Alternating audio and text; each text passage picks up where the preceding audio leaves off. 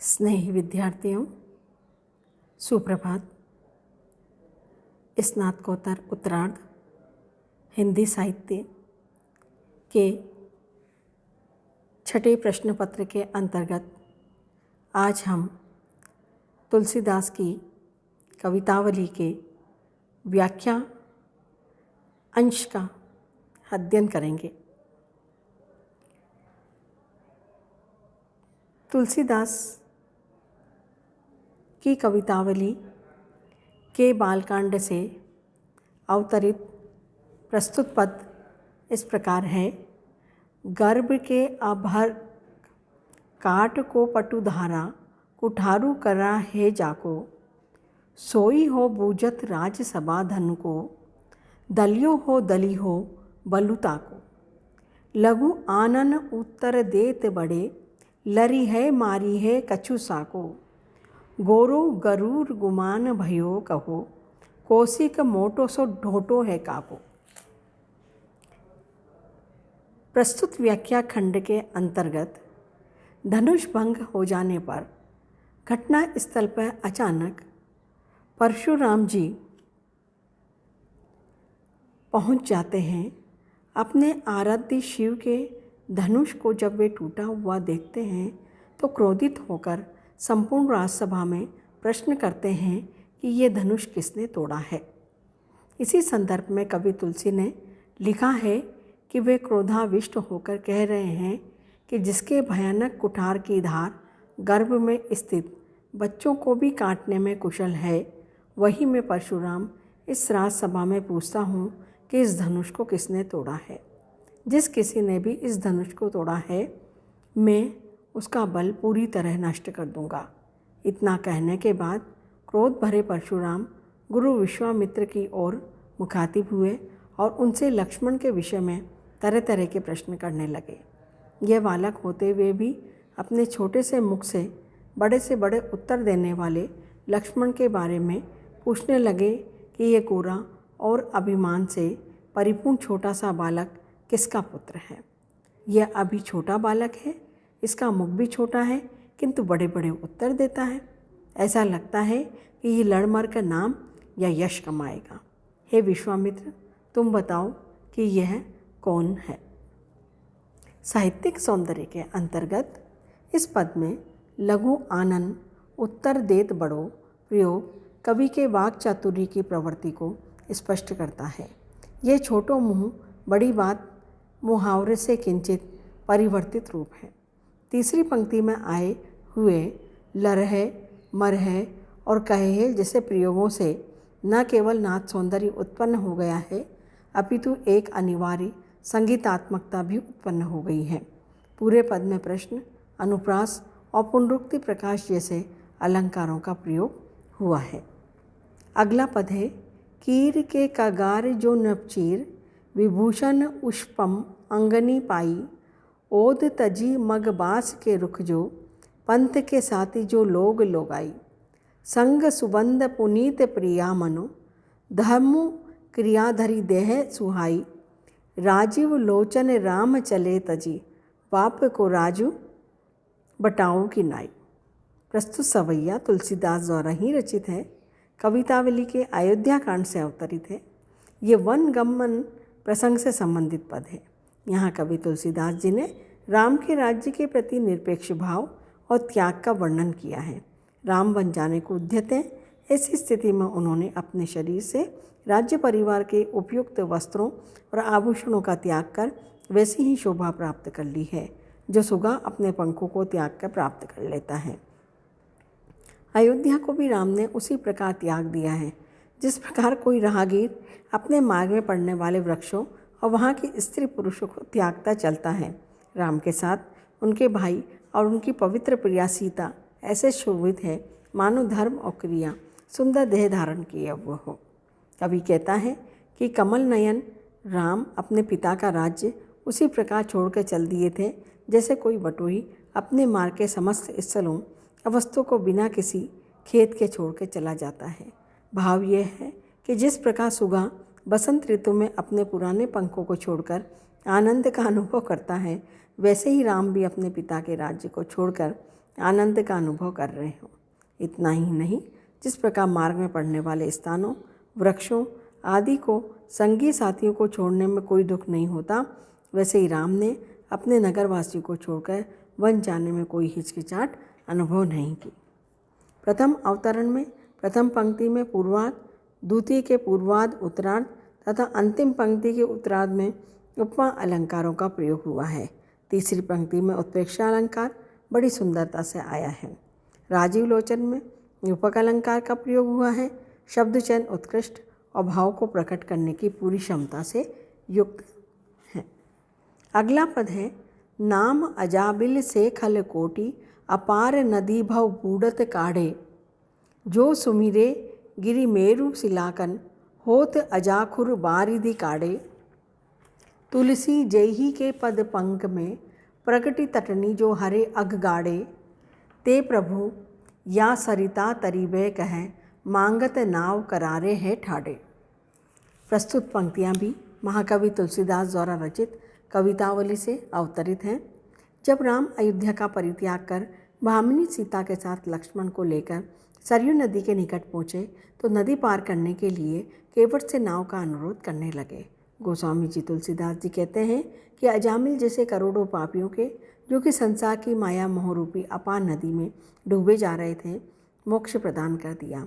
वो भगवान श्री रामचंद्र जी, जिनके की स्मरण मात्र से सुमेरु पर्वत एक छोटे से पत्थर में और बकरी के छोटे से खुर में समुद्र में समा जाए, ऐसा परिवर्तन हो जाए, जिनके चरण कमलों की धूल मात्र के स्पर्श होने से शिला अहिल्या के रूप में प्रकट हो गई, और जो बड़े बड़े पापियों को भी मोक्ष प्रदान करने वाले हैं, वही महिमामयी प्रभु श्री रामचंद्र जी इस छोटी सी नदी को पार करने के लिए अत्यंत विवल तथा किनारे पर खड़े होकर नाव की प्रतीक्षा में खड़े हैं।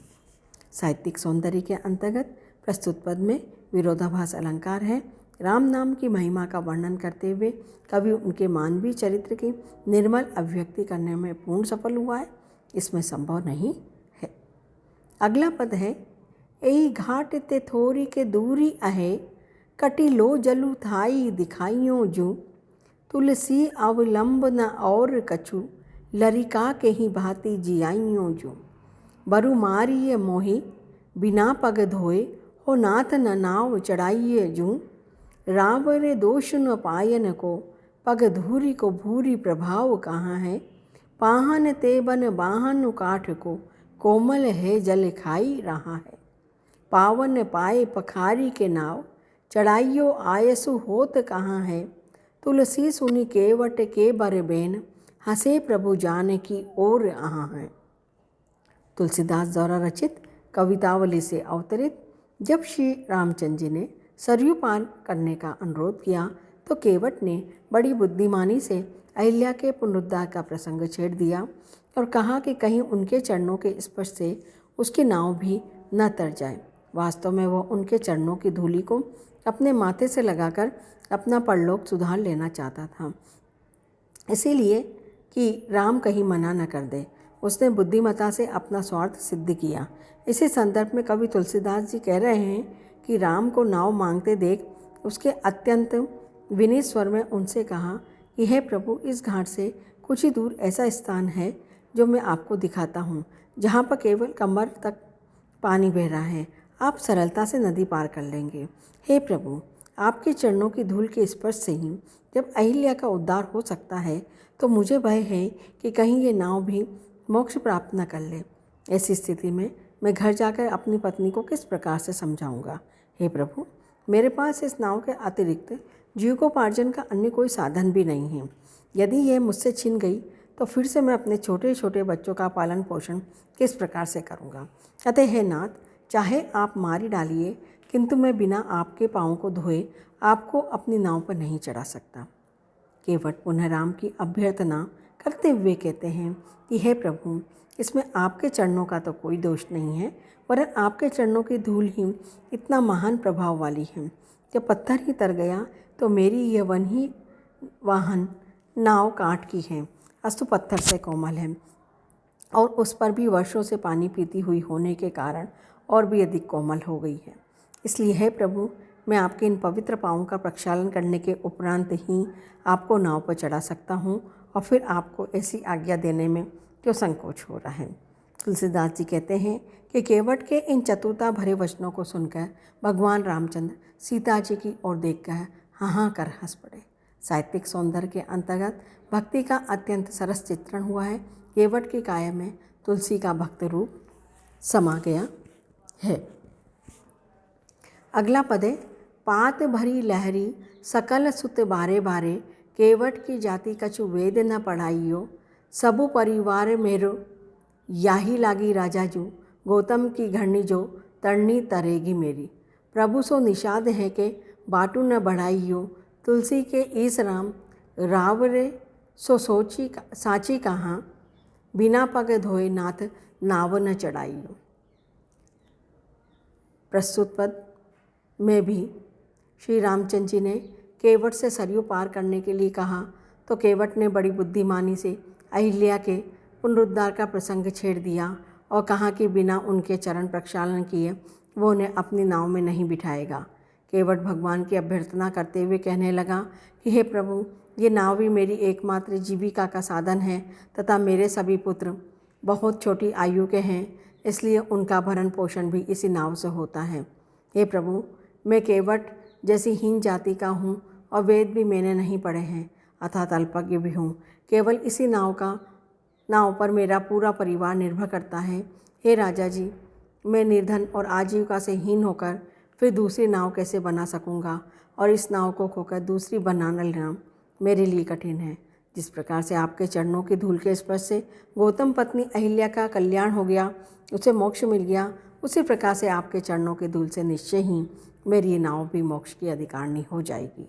हे प्रभु, मैं चूँकि तुच्छ निषाद हूँ, इसलिए अब और बढ़ चढ़ के बात नहीं करूँगा।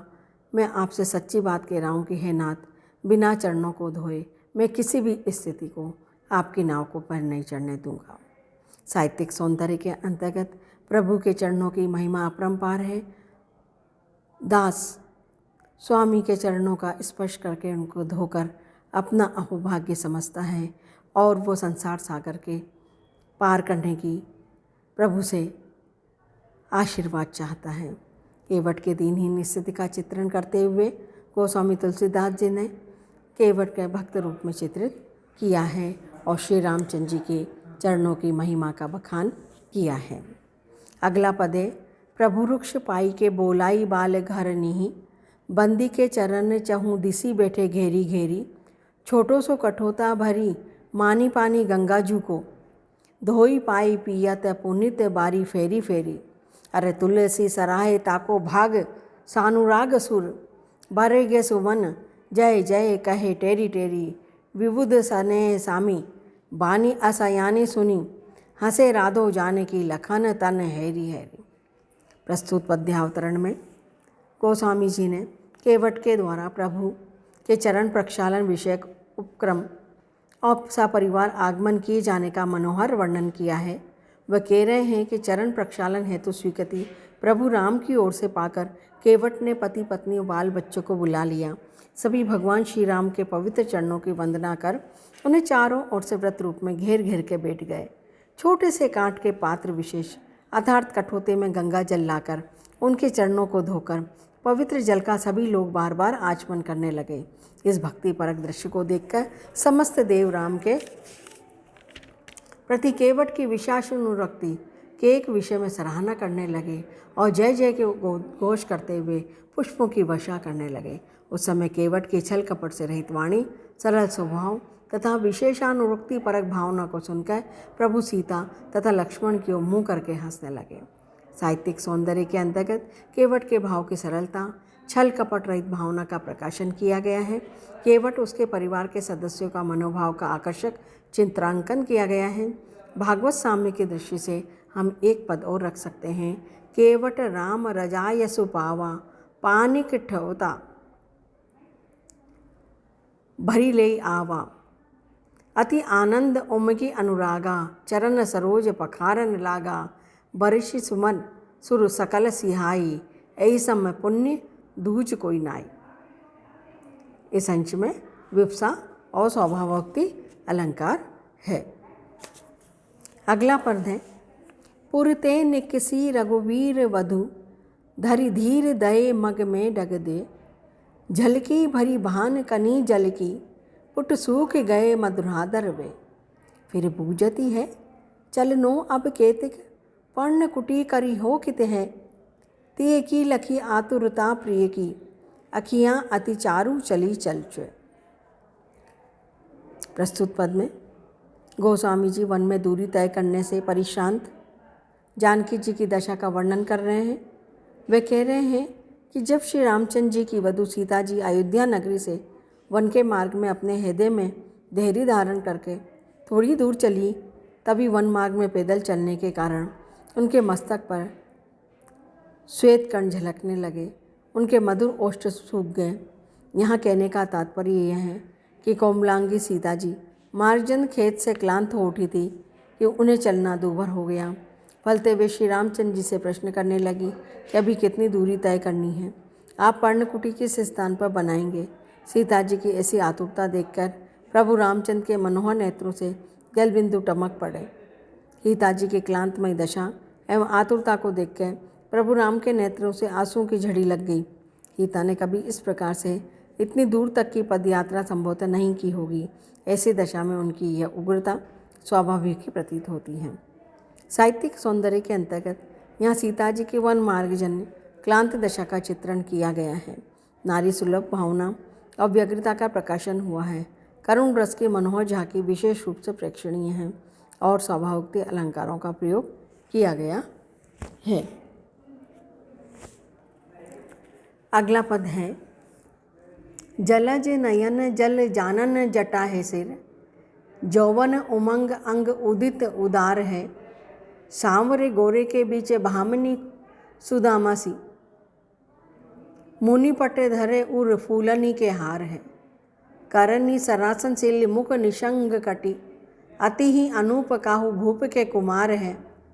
तुलसी बिलोकी के तिलोक के तिलक तिनी, रहे नर नारी जो चितेरे चित्रकार है। प्रस्तुत अंश में तुलसीदास जी ने ग्रामीण नर नारियों के वार्तालाप के माध्यम से राम, सीता और लक्ष्मण जी के रूप प्रामाण्य विषयक सौंदर्य का निरूपण किया है। वे कह रहे हैं कि जब राम, सीता और लक्ष्मण वन मार्ग में पैदल जा रहे थे, तब मार्ग में ग्रामीण नर नारियों ने उनके शुभ दर्शन किए। उनके शुभ दर्शन से परम मुग्ध हो उठे और उन्होंने अपने जीवन को धन्य माना। वे परस्पर बातचीत करने लगे। इनके नेत्र कमल के समान विशाल हैं, इनके मुखमंडल कमलों के समान सुंदर हैं, इनके अंग अंग से उदारता व्यक्त हो रही है और यौवन सुलभ उत्साह प्रकाशित हो रहा है। श्याम शरीर के श्री राम तथा गोरे शरीर के लक्ष्मण, इन दोनों के मध्य में वन मार्ग तय करती हुई स्त्री के सदृश शोभायमान प्रतीत हो रही हैं। ये मुनि जनोचित वस्त्र धारण किए हुए हैं तथा वक्षस्थल पर इन्होंने फूलों के हार को धारण किया हुआ है। इनके हाथ में धनुष बाण तथा कटी प्रदेश पर तूणी शोभित हो रहे हैं। इन्हें देखकर ऐसा प्रतीत होता है ये किसी राज्य के अनुपम कुमार हैं।